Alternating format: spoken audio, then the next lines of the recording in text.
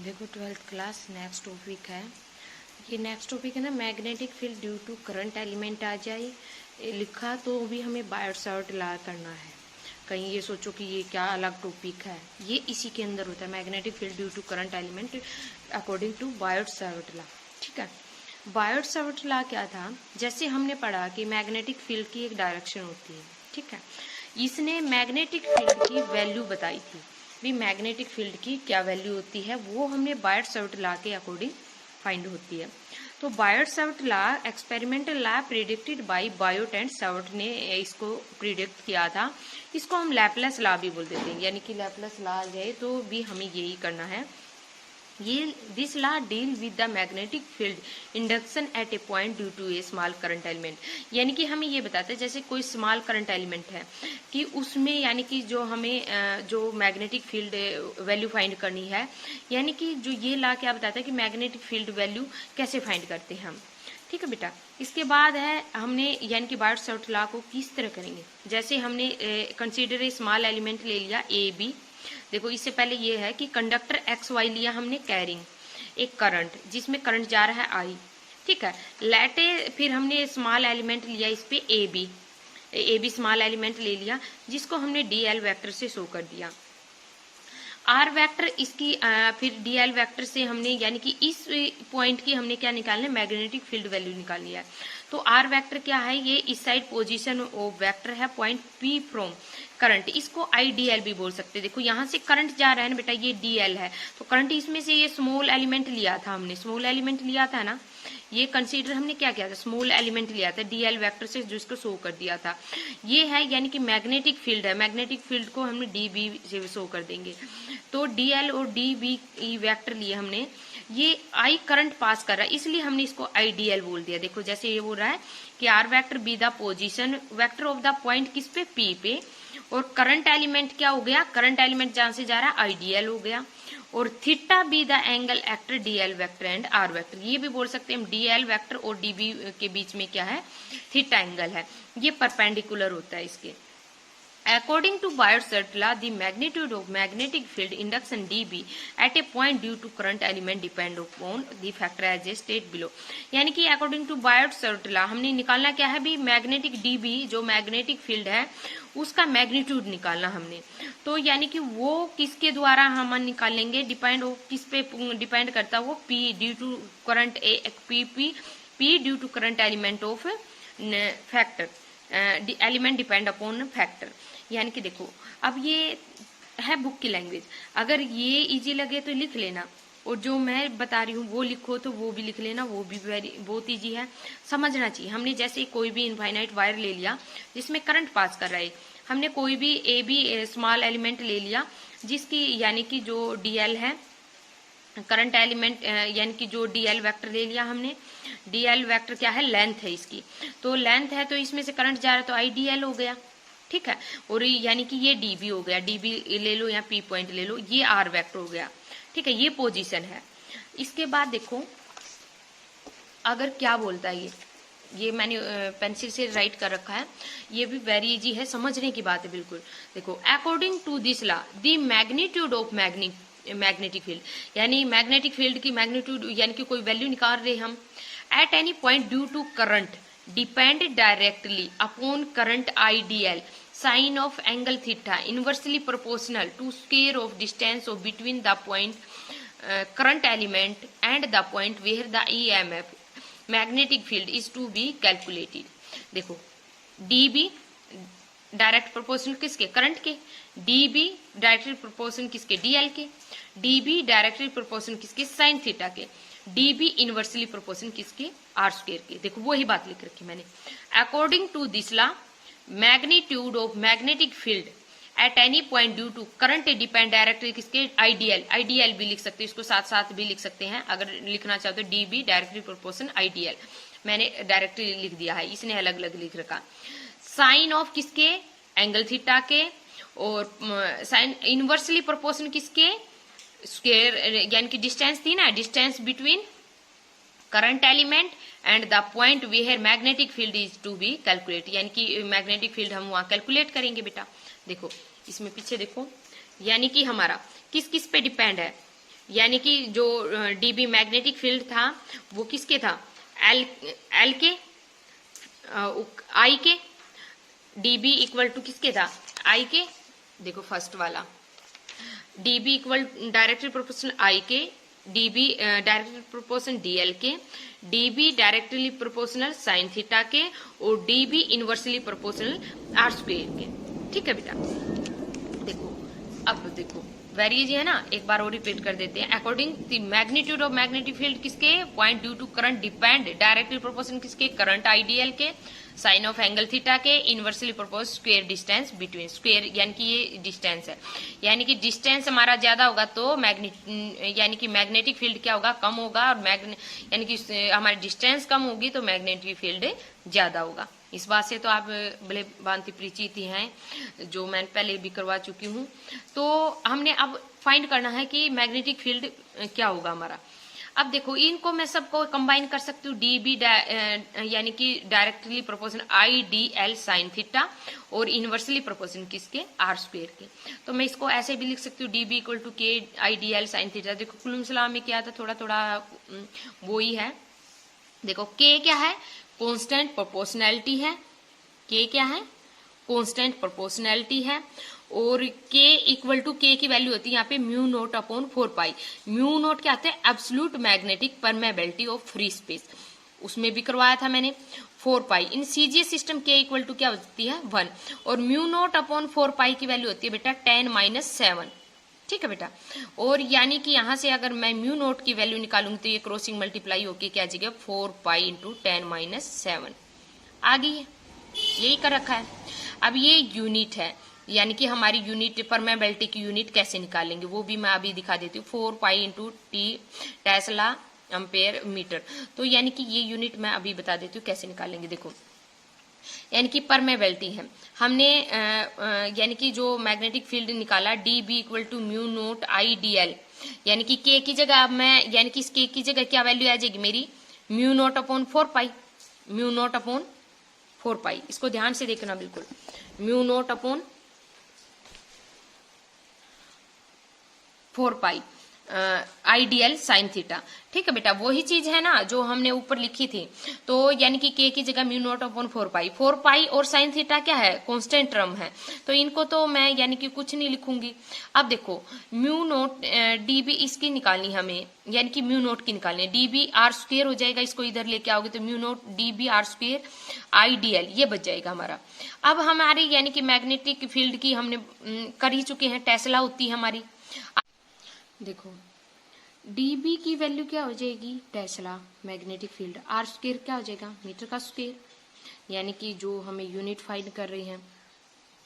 तो यानी कि हमारी करंट की क्या जाएगी एम्पेयर, और लेंथ को हम मीटर में मापते हैं। तो ये क्या होगी टेस्ला, यहाँ से 1 मीटर कैंसिल हो जाएगा, तो यानी कि मीटर बच जाएगा, और ए ऊपर जाके माइनस। देखो यही है ना। अब इसके अगर हमें डायमेंशन फाइंड करनी है तो डायमेंशन फाइंड करने के लिए देखो D B R square I D है, डी बी का हमें पता ही है M1 L 0 T-2 A-1 ये हम निकाल ही चुके हैं।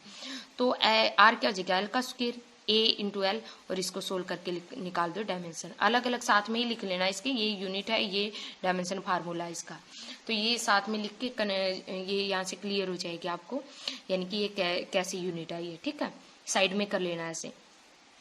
dB इक्वल टू जब भी आप पढ़ो तो मतलब कि आपको क्लियर हो जाए ऐसा यूनिट, यानी कि ऐसे निकालेंगे, मैं निकाल के दिखा चुकी हूँ सीजीएस यूनिट, यानी कि कैसे निकालते हैं वो भी आपको पता है। इन वेक्टर फॉर्म, यानी कि वेक्टर फॉर्म में अगर हमें लिखना है तो हम कैसे लिखेंगे, dB vector mu naught upon 4 pi I D L vector cross are vector. देखो इसने डायरेक्ट कर रखा, मैं स्टार्टिंग से बताती हूँ देखो कैसे करना है। हमारा है mu naught upon 4 pi IDL sine theta R square. Coulomb's law के अकॉर्डिंग देखो हम आर यूनिट कैप लिखते थे यहाँ पे, unit vector, R unit vector किसके इक्वल होता था 1 के, और उसको हम आर वेक्टर नीचे क्या लिखते थे आर मैग्नीट्यूड। ठीक है, तो यानी कि आईडीएल वेक्टर यानी कि डीएल वेक्टर लेंथ है तो डीएल वेक्टर लिख देंगे, R vector as it is आ जाएगा, और sine theta are square R की क्यूब आ जाएगी। तो यानी कि साइन जो हमारा साइन थीटा है उसको हम कैसे लिख देंगे, देखो जैसे A vector B vector A B cos theta लिखते थे, हम पहले बता चुकी हूँ मैं, A vector dot B vector A B cos theta और A vector cross B vector A B sine theta. तो मैं क्रॉस में लिखूंगी तो यानी कि मैं इसको D L vector R vector लिख सकती हूँ ना बेटा, इस पूरी चीज को। तो मेरा R vector D L vector और साइन थीटा है, तो मैं उसको R vector into D L लिख सकती हूँ। तो इसने लिख दिया D L vector into R vector का मैग्नीट्यूड, और नीचे क्या आ गया आर की क्यूब। ठीक है बेटा, mu naught upon 4 pi I D L vector into R vector R की क्यूब।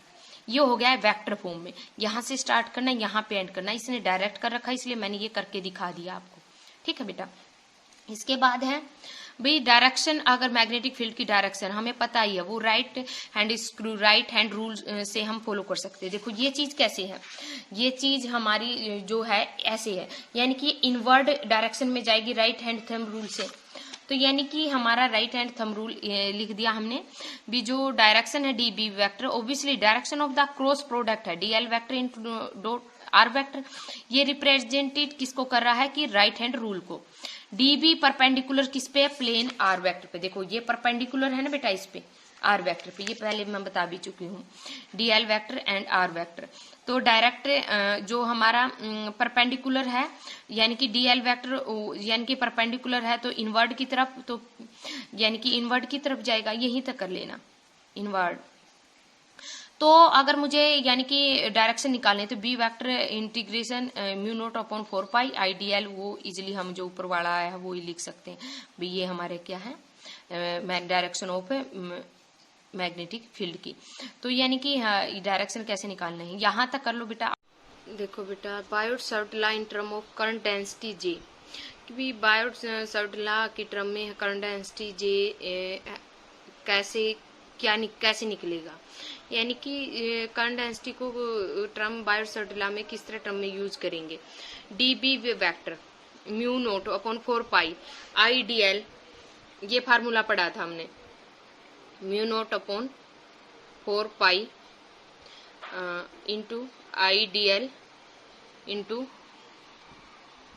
आर वेक्टर आर की क्यूब पढ़ा था ये हमने पता जे इक्वल टू क्या होता है आई बाई ए होता है, डीएल से मैंने मल्टीप्लाई करवा लिया ऊपर नीचे।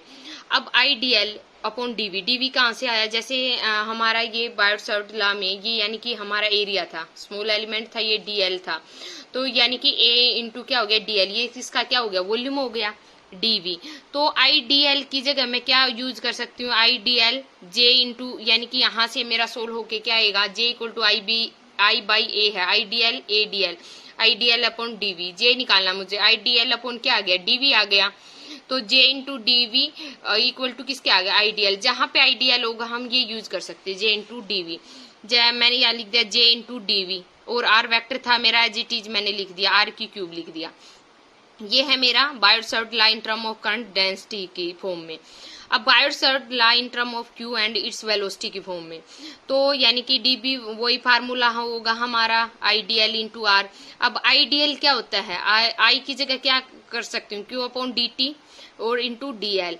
अब डीएल अपॉन डी टी, यानी कि डीएल अपॉन डी टी का मतलब क्या है यहाँ पे हमारा देखो, यानी कि हमारा चार्ज है, यानी कि कोई भी जो Q है वो चार्ज वेलोसिटी, यानी कि जो Q चार्ज है, वेलोसिटी जो हमारी वेलोसिटी है dt टाइम में फ्लो हो रही है। तो यानी कि हमारा dl अपॉन dt क्या हो गया, लेंथ का मतलब क्या हो गया डिस्टेंस हो गया, dt का मतलब टाइम हो गया, स्पीड वेक्टर के फॉर्म में बोलूँ तो वेलोसिटी बोल सकती हूँ उसको हम। तो यानी कि Q इंटू क्या लिख दिया dl अपॉन dt v। तो मैं यहाँ पे आईडीएल की जगह क्या यूज कर सकती हूँ Q इंटू वी, तो लिख दो r into R vector R की क्यूब। ये हो गया हमारा किसकी टर्म में क्यू की फॉर्म में और वेलोसिटी की फॉर्म में। तो इसके बाद है Biot Savart law in term of magnetising force और magnetic intensity of the magnetic field SI और एमकेएस सिस्टम में। तो हमारा वैसे हम देखें तो जो मैग्नेटिक इंटेंसिटी की फार्मूला होता है ना मैग्नेटिक फील्ड में, तो म्यू इंटू एच होता है। अब हम स्मॉल की बात कर रहे हैं तो हमारा क्या हो जाएगा, यहाँ से एच निकालूंगी, बी अपॉन क्या हो गया म्यू हो गया, एच निकालना है तो हमने एच क्या है मैग्नेटिक इंटेंसिटी। तो अब D H vector D B vector by mu naught लिख सकती हूँ इसको मैं 1/4 pi 1/4π/IDL vector into R vector R की क्यूब। तो ये कैंसिल होके हमारा यानी कि जो आर वेक्टर है तो यानी कि आर की क्यूब ये आता था। डीबी वेक्टर का फार्मूला ये था हमारा म्यू नोट, यानी कि म्यू नोट जो था वो हमारा कैंसिल होके आ जाएगा। ये जैसे म्यू नोट अपॉन 4 पाई था, अब हमारा म्यू नोट नीचे है बेटा, तो ये कैंसिल हो जाएगा ना, तो IDL इंटू आर वेक्टर बच जाएगा हमारा यहाँ से। तो अब आर की नीचे क्या होता था, आर की क्यूब होता था। तो IDL अगर हम आर यूनिट कैप में लाएंगे तो हमारा यानी कि क्या हो जाएगा, आर का स्क्वायर आ जाएगा। तो हम इसको ऐसे भी लिख सकते हैं, ये लिखने की जरूरत भी नहीं हमें, सीधा यही लिख सकते हम आर वेक्टर अपॉन आर की क्यूब। तो IDL इसने आर यूनिट वेक्टर में ले लिया। आर यूनिट वेक्टर जैसे हमारा क्या फार्मूला होता था, यानी कि आर वेक्टर अपॉन आर का मैग्नीट्यूड। तो आर का मैग्नीट्यूड होगा तो आर वेक्टर अपॉन था ये आर वेक्टर अपॉन आर की क्यूब, यानी कि आर वेक्टर अपॉन आर का स्क्वायर को हम ऐसे शो कर सकते हैं ना। तो इसका मतलब ये यहाँ पे सिर्फ इतना दिखा रहा था भी आर की क्यूब कहाँ से आया, हमारा आर वेक्टर को आर यूनिट कैप को हमने खोल के इस तरह आर की क्यूब आया। ये करने की जरूरत नहीं, कंफ्यूज कर देगा आपको, इतना ही कर लेना। DH/4π/IDL into sine theta. तो ये यही सोल्व कर रखा भी, जो हम स्टार्टिंग से यूनिट लेके चलते थे ना IDL इंटू आर, तो इसको हम क्या लिखते थे, साइन थीटा। साइन थीटा की फॉर्म में जो क्रॉस सेक्शन होता था उसको साइन थीटा की फॉर्म में लिख सकते थे, R square 1/4π/IDL sine theta. देखो आर यूनिट वेक्टर को हमने खोला, आर वेक्टर अपॉन आर का मैग्नीट्यूड, ठीक है। जो हमारा फार्मूला क्या था, म्यू नोट अपॉन 4π/IDL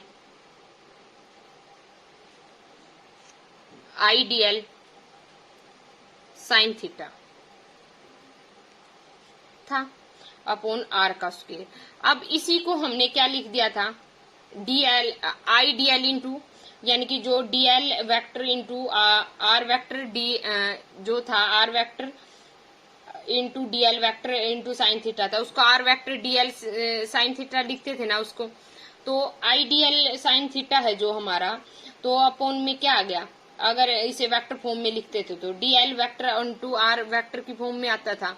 तो यानी कि जो हमारा ये था, देखो इसको यहां से समझो, DB equal to mu naught upon 4 pi है, IDL sine theta upon are का स्क्वायर आ गया, यानी कि यहाँ पे क्या था, म्यू नोट कैंसिल हो गया, DH आ गया यहाँ पे। तो ये वही चीज सेम लिख रखी 1/4π/IDL साइन थीटा। ये पहले मैं बता चुकी हूँ, पहले वाली वीडियो देख लेना कैसे सोल्व होता है। DH वेक्टर क्या आ गया, IDL इंटू क्या आ गया, DL vector into R vector upon R की क्यूब, ठीक है। तो 1/DH और IDL sine theta upon are का स्क्वायर, यानी कि CGS SI सिस्टम में तो क्या आ जाएगा, ये आ जाएगा, और CGS जो यूनिट होती है उसमें ये आ जाएगा हमारा। अब देखो IDL vector into R vector R की क्यूब आ गया। IDL vector into R vector किस में लिखते थे, ये आर वेक्टर, यानी कि आर वेक्टर इंटू DL का मतलब क्या होता था, R vector DL vector sine theta, R vector DL vector sine theta. तो साइन थीटा को हमने क्या लिख दिया, यानी कि R vector as it is रहा IDL, तो इसकी जगह क्या आ गया हमारा, आर वेक्टर आ गया अपॉन आर की क्यूब आ गया। DH इक्वल टू DH क्या होता है, DH equal to IDL sine theta R square हो गया। अब देखो जैसे ये है मेरी CGS यूनिट, इसको ओपन करके बताती हूँ। DH वेक्टर था, जैसे DH वेक्टर था हमारा, तो हमारा DH हमने निकालना था DB vector upon mu naught. अब DB जो वेक्टर हमने निकाला था वो हमारा आया था mu naught upon 4π/IDL vector into R vector R की क्यूब, ठीक है। अब अगर मैं इसको ऐसे लिखूं, म्यू नोट इसका नीचे था, ये कैंसिल हो गया, IDL vector into R unit vector upon R square 1/4 pi. ठीक है, अब इसको चाहे इस चीज को मैं ऐसे लिखूं या इस चीज को मैं ऐसे लिखूं, बात तो वही है, क्योंकि आर यूनिट वेक्टर खुल के क्या आएगा, आर जो यूनिट वेक्टर है वो अगर मैं खोलूंगी तो आर वेक्टर अपॉन आर का क्या आएगा, स्क्वायर आएगा। अब इस चीज को खोल के देखो, दोबारा से वही चीज नहीं आ जाएगी, 1/4 pi I D L vector into, अगर मैं खोलती हूँ आर वैक्टर, सॉरी ये स्क्वायर नहीं मैग्नीट्यूड, और आर स्क्वायर का मैग्नीट्यूड और नीचे आर का मैग्नीट्यूड, ये क्या हो गया, दोबारा से वही नहीं चीज आ गया आर की क्यूब, यानी कि ये डीएच की फॉर्म में हमारा फार्मूला क्या हो गया, ये हो गया। तो इसको यानी कि जो ये चीज है इसको हम कैसे लिख सकते हैं, यानी कि आई जो हमारा फार्मूला होता था आर वेक्टर क्या हो गया into I D L vector upon are का स्क्वायर आया था, ये हमारा जो ऊपर था, यानी कि जो इसको सोल्व करके आया था I D L vector into R unit का, इसको सोल्व करके ये आया था। तो अगर मैं इसकी जगह ये लिखूं जो R vector into are vector D L vector, यानी कि जो R vector D L vector into sine theta, यानी कि ये R D L vector into are vector क्या होता है, R vector D L vector into sine theta होता है ना। तो देखो अब यानी कि ये स्टेप है, हमने ये चीज तो मैंने सोल्व करके बताई है आपको ये कैसे होगी। अब इस चीज को ये देखो, जैसे ये है आई डी एल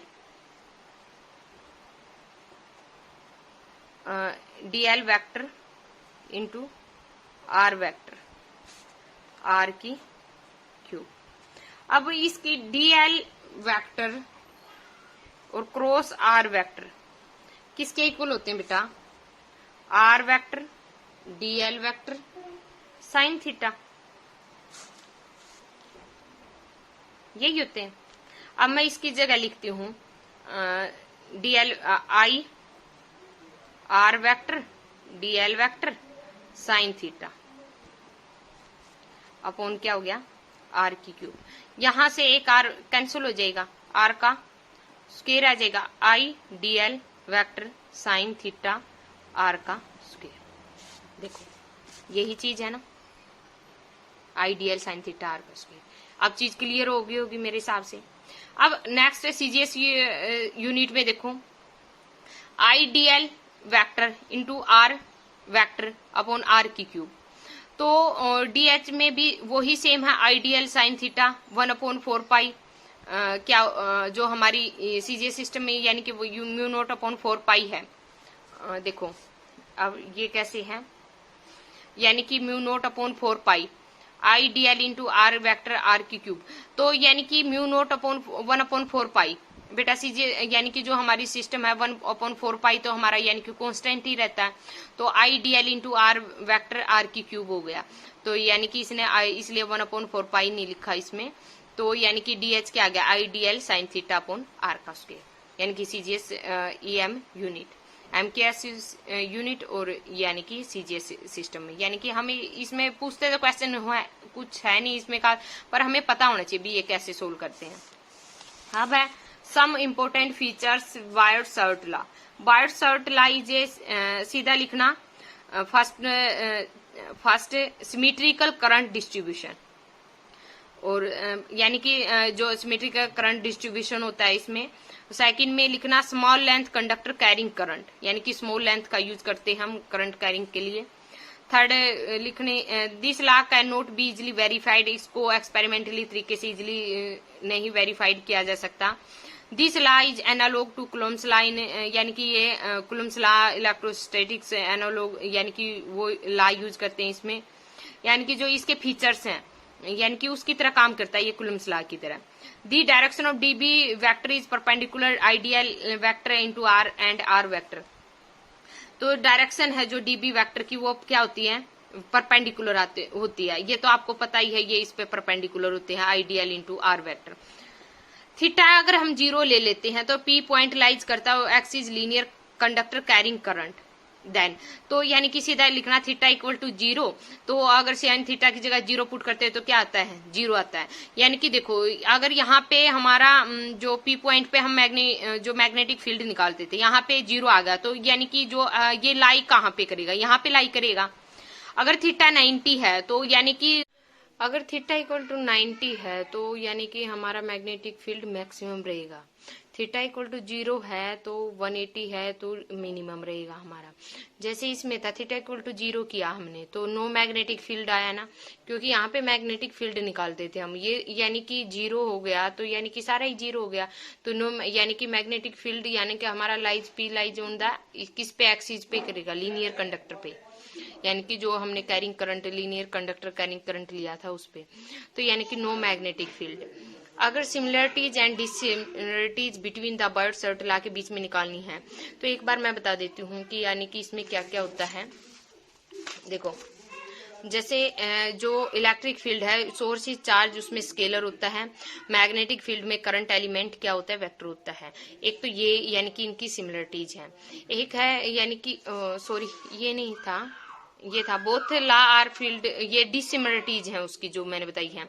सिमिलरिटीज देख लो एक बार पहले। Both the law for field are long range, दोनों में क्या होते हैं, लॉन्ग रेंज फील्ड यूज होता है। इसमें ओबे सुपरपोजिशन प्रिंसिपल ला अप्लाई होता है।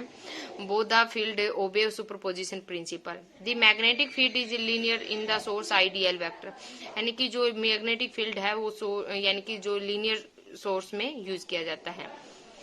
डिसिमिलरिटीज क्या है इसका, यानी कि जो इलेक्ट्रिक फील्ड होता है वो इसके सोर्स चार्ज जो स्केलर होता है, मैग्नेटिक फील्ड में क्या होता है, वेक्टर होता है। ये डिसिमिलरिटीज है। इलेक्ट्रिक फील्ड में क्या होता है, डायरेक्शन अलोंग आर वेक्टर के होती है, और मैग्नेटिक फील्ड में परपेंडिकुलर होता है, प्लेन यानी पोलर नहीं है, ये प्लेन है ये। तो जो हमारा द कंटेनिंग आइडियल वेक्टर और आर वेक्टर के हमने पता है कि वो परपेंडिकुलर होते हैं। B directly proportional sine theta के होता है। इलेक्ट्रिक फील्ड में no such dependency and angle theta, कोई डिपेंडेंसी नहीं होती। देखो इसको कैसे लिखेंगे, लैंग्वेज में उतारना है तो अब उसको पढ़ के थोड़ा सा आसान लगेगा, इसीलिए बताया था मैंने। शॉर्ट फॉर्म में लिखा था ई से इलेक्ट्रिक फील्ड प्रोड्यूस किसमें होता है, स्केलर सोर्स में, ठीक है। जो मैग्नेटिक फील्ड है किसमें होगा, वेक्टर सोर्स में। इजी लैंग्वेज है ना। Electric field is produce by a scalar source and magnetic field is produce by vector source. और इलेक्ट्रिक चार्ज इसमें क्या होता है, क्यू होता है, और इसमें करंट एलिमेंट क्या होता है, आइडियल यूज करते हैं हम। जो electric field is acting along the displacement vector, यानी कि किसके अलोंग होता है, मैंने बताया था electric field direction along are vector के, तो डिस्प्लेसमेंट वेक्टर के। और जो मैग्नेटिक फील्ड होता है परपेंडिकुलर किसके होता है, प्लेन के। प्लेन है वो, आप पोलर लिख रखा था ना कहीं, ये सोचो पोलर है, प्लेन है वो, कंटेनिंग द करंट एलिमेंट के, आई डिस्प्लेसमेंट वेक्टर के। बताया था ना I d l vector cross are vector किसके होता है, perpendicular to the plane. Electric field at point due to charge independent of angle theta, कैसा चार्ज होता है इसमें, इंडिपेंडेंट एंगल थीटा होता है, और इसमें डिपेंडेंट थीटा होता है, यानी कि मैग्नेटिक फील्ड में। यहां तक कर लेना, यानी कि Coulomb's law is independent angle, Biot law angle dependent, ये मेन यानी कि डिफरेंस है इनके बीच में। Magnetic field at the centre of the circular coils carrying current, ये नेक्स्ट टॉपिक है, एप्लीकेशन है ये, कहीं ये आ जाए भी बायर्ड सर्ट लॉ की एप्लीकेशन क्या है, ये एप्लीकेशन ही है, यानी कि क्या यूजेज होते हैं उसका मतलब कि ये है। यानी कि जैसे इसमें जो लिखना है इसी में से मैंने इस पेज पे लिख दिया है जो जो मेन चीजें हैं, एक बार समझा देती हूँ सिर्फ उस चीज को। देखो कोई भी हमने सर्कुलर कॉइल ले ली, ठीक है, उसमें यानी कि जो हमारा स्मॉल एरिया होता था, ये होता था भाई लेंथ है जो भी, मतलब कि वायर की तरह जो स्ट्रेट होगी, यहाँ पे एरिया आएगा हमारा, तो ये हमारा क्या हो जाएगा, यहाँ पे हमने मैग्नेटिक फील्ड निकालना है। देखो इसको कैसे लिखेंगे, इसको लिखेंगे कंसीडर ए सर्कुलर कॉइल और loop of radius r as shown in diagram, जैसे डायग्राम में दिखा रखी है। We have to calculate magnetic field at point O पे क्या करेंगे हम, यानी कि जो मैग्नेटिक फील्ड है उसको निकालेंगे। Let X Y is a small current element due to which magnetic field is to be studied at O. देखो क्या लिख रखा है, जैसे ये है हमारी सर्कुलर कोयल है ये, तो इसमें क्या है, ओ क्या है, जो सर्कुलर कोयल ले ली हमने, इसमें आर क्या है, रेडियस है, सो जो डायग्राम में दिखा रखा है। कैलकुलेट क्या करेंगे, ओ पे मैग्नेटिक फील्ड कैलकुलेट करेंगे, और यानी कि एक्स, ये एक्स और वाई ले लिया हमने, ये एक्स वाई क्या है हमारे, एक स्मॉल करंट एलिमेंट है जो which magnetic field due to study at O, यानी कि जिस पे हम, यानी कि स्मॉल करंट है जो हमारा एलिमेंट है, तो उस पे मैग्नेटिक फील्ड स्टडी किस पे करेंगे, एट ओ पे। इसके बाद है नाउ अप्लाई बायट-सावर्ट लॉ, इस पे के बाद हम बायट-सावर्ट लॉ अप्लाई करेंगे। देखो जैसे ये है, ये सर्कुलर कॉइल है हमारी, ये एक्स और वाई ले लिया, इसमें एक्स और वाई शो नहीं कर रखे, ये एक्स वाई मैंने उसमें लिख रखा है, x y element, small element, current element ले लिया जिसपे मैग्नेटिक फील्ड किस पे स्टडी करेंगे हम, एट ओ पे स्टडी करेंगे। ये स्मॉल डी एल था, आई डी एल लिख देते हैं जिसको हम, देखो सेम लिख रखा है, एक circular coil radius R with centre O lying in a plane paper, let L I be the current in the circular coil in direction, suppose the circular coil is made a large amount number of current element length dl according to Biot-Savart law, the magnetic field at the center of the circular coil due to current idl is given, यानी कि जो हमारा according to Biot-Savart law था वो क्या था, mu naught upon 4 pi I D L into r की cube. देखो जैसे ये देखो, ये हमने क्या था, mu naught upon 4 pi I D L sine theta are square, जो हमारा पिछला था उसमें, यानी कि आर स्क्वेयर, यानी कि इसको हम कैसे सोल्व करते थे, ये इसमें यहाँ पे सीधा इसने डी एल इंटू आर लिख के, यानी कि हमने ये सीधा लिख दिया है mu naught upon I D L sine theta are square. देखो ये डी बी, यानी कि स्टार्टिंग में हम ऐसे लिखते थे आर की क्यूब, इसको सोल्व करते थे तो हमारा आर स्क्वेयर आता था। तो आर वेक्टर क्या पोजिशन वेक्टर है, ओ फ्रॉम द करंट एलिमेंट है, एंगल डीएल ये सारा इसमें मैंने लिख दिया है, साइन थीटा डिग्री कितना है, 90 डिग्री पे है, तो 90 साइन थीटा की जगह वैल्यू रखेंगे, साइन थीटा की जगह वैल्यू रखी 90, तो हमारा क्या आ गया, mu naught upon 4 pi I D L are square. अब हमें इंटीग्रेटिंग करना both side, integrating both side. देखो जैसे डीबी है, डीबी पे क्या जो हमें, यानी कि जो हम लिमिट लेते थे 11th क्लास में हम सीख के आए हैं, मैग्नेटिक फील्ड की बात हो रही है तो 0 से बी लेंगे, और यहाँ पे यानी कि हमारा डीएल के रिस्पेक्ट में इंटीग्रेशन होगा, तो यानी कि डीएल लेंथ के रिस्पेक्ट में, यानी कि इससे हमारा एल आएगा, एल इक्वल टू किसके होगा, 2 पाई आर के इक्वल होगा, ठीक है। यानी कि सरकमफ्रेंस ऑफ द, यानी कि कोई भी धागा ले लो, जैसे धागे को ऐसे करेंगे तो इसकी सरकमफ्रेंस बोलेंगे तो क्या होगी हमारी 2 पाई आर ही होगी, 0 से 2 पाई आर ले लिया हमने, mu naught upon 4 pi I D L R square आ गया। अब इसकी लिमिट खोल लेंगे तो हमें खोलना आता है बेटा, ये 11th क्लास के है, कैसे खोलते थे, बी माइनस 0 हो जाएगा, यहाँ से सोल्व करेंगे तो ये भी आ जाएगा I r square l 2 pi r, इसको सोल्व करेंगे तो 2 पाई आर आ जाएगा, यहाँ से सोल्व होके आ जाएगा mu naught I upon 2 r, ठीक है बेटा। ये हमारा क्या है, मैग्नेटिक फील्ड, ठीक है, यानी कि जो centre of the circular coil में है, तो ये है हमारा फार्मूला। अब देखो एक बार बुक में और बता देती हूँ, I D l pi r square, ये लिमिट पुट की हमने, डीएल क्या है, टोटल लेंथ होती है सर्कुलर कॉइल की, इसलिए 2 पाई आर, 0 से 2 पाई आर, यानी कि इसने लिमिट पुट करके नहीं दिखा रखी, सीधा करके दिखा रखा हमने, ये इसमें इंटीग्रेटिंग करके बोथ साइड, तब हमने दिखाया mu naught upon I 2 pi r. Direction of magnetic field is perpendicular and acting inward, यानी कि जो डायरेक्शन है मैग्नेटिक फील्ड की वो क्या होगी, इनवर्ड की तरफ होगी। एक मिनट, इसमें एक और चीज है वो और बता देती हूँ आपको। अगर ऐसा आ जाता है, if there are N number of turn in the coil, तो एन को मल्टीप्लाई कर देना, mu naught upon I upon 2 R, ये फार्मूला होता है मैग्नेटिक फील्ड का, ठीक है बेटा, जब यानी कि सर्कुलर कॉइल की बात हो रही हो तब, ठीक है। बुक में से इजी लगे बुक में से कर लेना, सेम चीज है, वैसे इसमें ज्यादा मैंने हर चीज को ओपन करके बताया है, ठीक है बेटा। ये हमारी जैसे इसमें बता दिया है मैंने, ये ओ पॉइंट है, ये एक्स वाई है, ये आईडीएल है जो करंट यहाँ से जाता है हमारा, तो ये यानी कि ओ है, इस पे हमें मैग्नेटिक फील्ड निकालना है, और तो हम फार्मूला निकाल के इजिली कर सकते हैं। ये था आज का हमारा टॉपिक।